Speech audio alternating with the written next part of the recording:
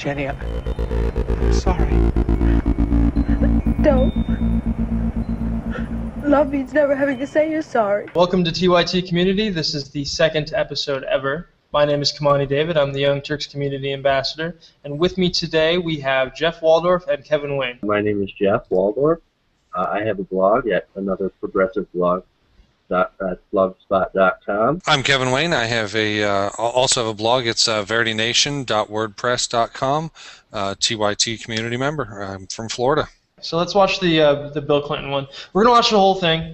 Not the whole speech, obviously, because that was like 4 hours long. I want to nominate a man who's cool on the outside.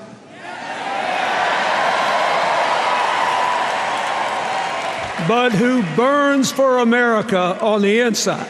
Don't you ever forget when you hear them talking about this, that Republican economic policies quadrupled the national debt before I took office, in the 12 years before I took office,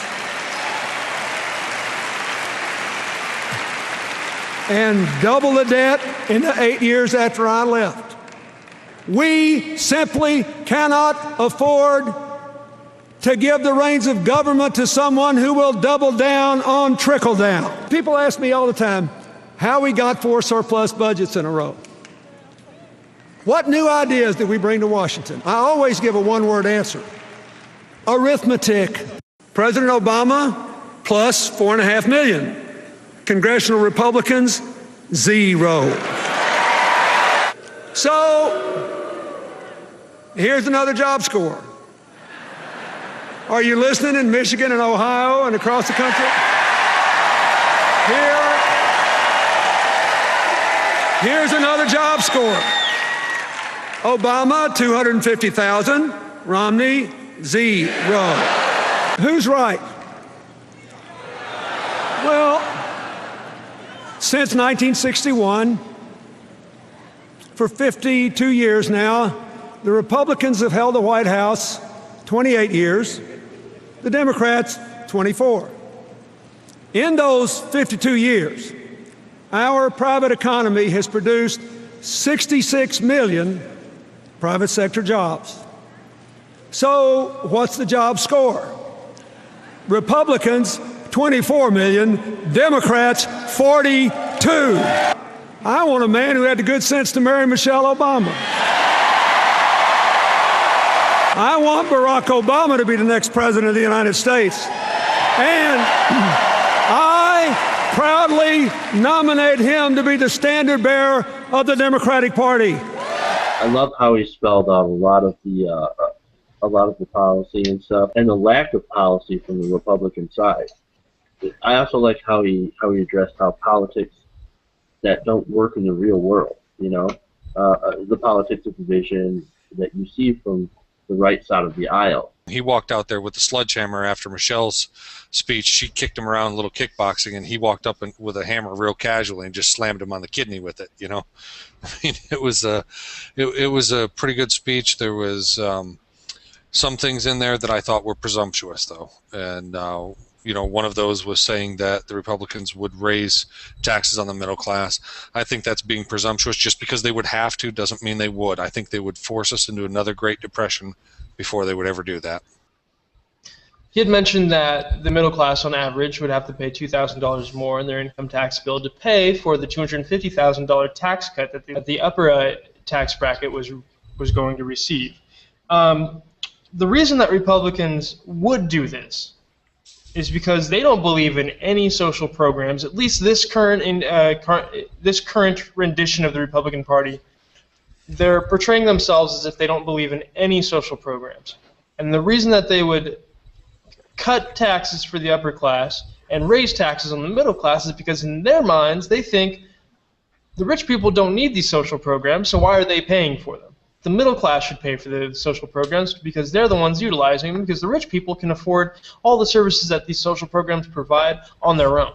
What do you think of the long-term economic blueprint Clinton had painted for the Republican Party? I think he was accurate in a couple of them. He gave a couple different scenarios of how that blueprint would work. One of them I kind of disagreed with you on about the taxes. I don't think Republicans would do that. I do think that are, I'm talking about raising on the middle class. I don't think they would do that. I think they would give greater breaks to the more wealthy, and to the middle class, they would just let social programs completely go. They would let other programs completely go, but they wouldn't necessarily raise taxes on it. You'd see that equivalent. I mean, I think they would force us back into a Great Depression again, and I think that the path that he painted of them taking us back to the old economic style that they use is accurate. They would try that same trickle-down economics, and I know that term's getting old, but it is what it is. I think that they would force us back into that direction, exactly where we don't need to be, into an economic plan that doesn't work. Now, everybody seems to focus on the middle class, but the poor would be especially hard hit in this Republican economic future. Especially a lot of the poor hold on to these social programs as their lifeline. And in this new economic vision from the Republicans, cutting all of these social programs, you would have cutting food stamps, cutting Pell Grants, no more people being able to go to college if they can't afford it, no more government help, all private loans from the banks, then that's only if the banks would lend them out. I mean, so you really have to focus not just on the middle class, but on also how these policies would impact the poor. You'd mentioned that the Republicans would let these programs die out. I agree with that. I agree with that wholeheartedly, but we do have a voice as American citizens, and as soon as those seniors see their Social Security and Medicare go away, I think we would fight for it. We would fight for it, and if need be, we would say yes to that $2,000 tax raise.